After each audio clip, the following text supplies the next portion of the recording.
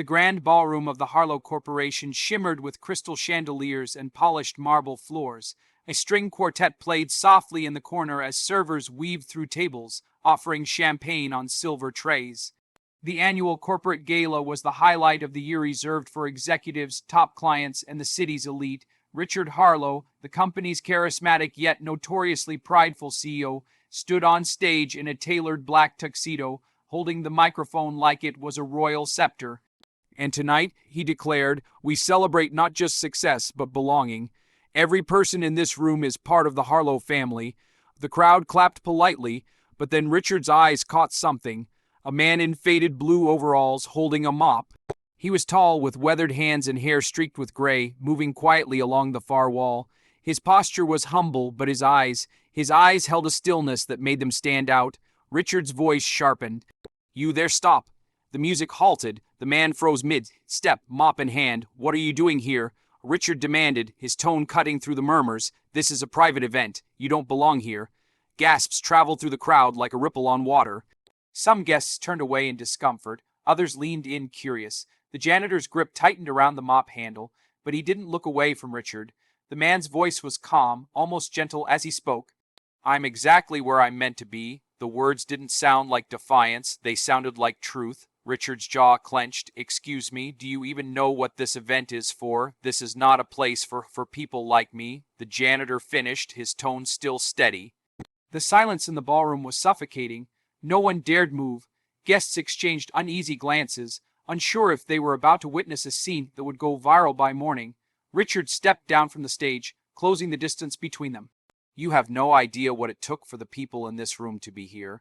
The janitor held his gaze, and you have no idea what it took for me to be here either. Something about the way he said it stopped Richard in his tracks. But pride pushed him forward. What's your name, Samuel? He replied, Well, Samuel, Richard said coldly, perhaps you should tell me your story, because right now all I see is a man with a mop. Samuel didn't flinch. Then you're not looking close enough. Minutes later, Richard and Samuel were in a quiet side lounge, away from the prying eyes of the gala guests. The muffled hum of the party seeped through the closed doors. Richard folded his arms. All right, Samuel, you have the floor. Convince me you belong in there. Samuel set the mop aside and sat down. I wasn't always a janitor, he began. In fact, years ago I owned a small manufacturing company. It wasn't much, but it was honest work. We built parts for medical equipment. I made enough to live comfortably and to help others. Richard leaned back, skeptical but listening.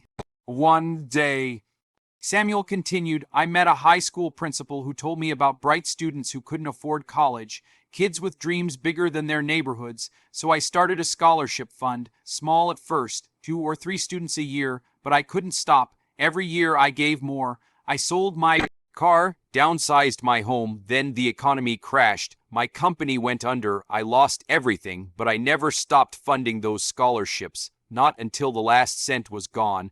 Richard frowned. And now you clean floors. Samuel smiled faintly. Yes, I work in this building because it's close to the community center where I still volunteer, and because sometimes I get to see what became of the lives I helped start. Richard was quiet for a long moment. Something about Samuel's words scratched at a memory buried deep in his mind. You said you funded scholarships, Richard said slowly. For which schools? Samuel listed them. 3 local high schools, and one in particular that made Richard's breath catch. Jefferson High, Samuel nodded. Yes, that was the first school I ever helped. Richard's pulse quickened. I went to Jefferson High. Samuel tilted his head, studying him. What year did you graduate? Richard told him, and Samuel's eyes softened. Then you might have been one of them. One of what? Richard's voice was barely a whisper. One of the kids whose tuition I paid. Samuel said simply.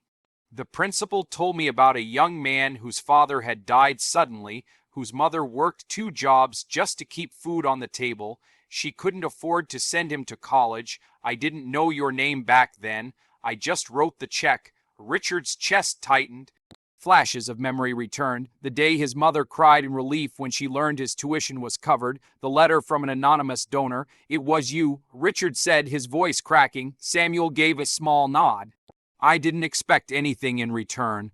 I only hoped you'd use the chance well. Richard's eyes burned.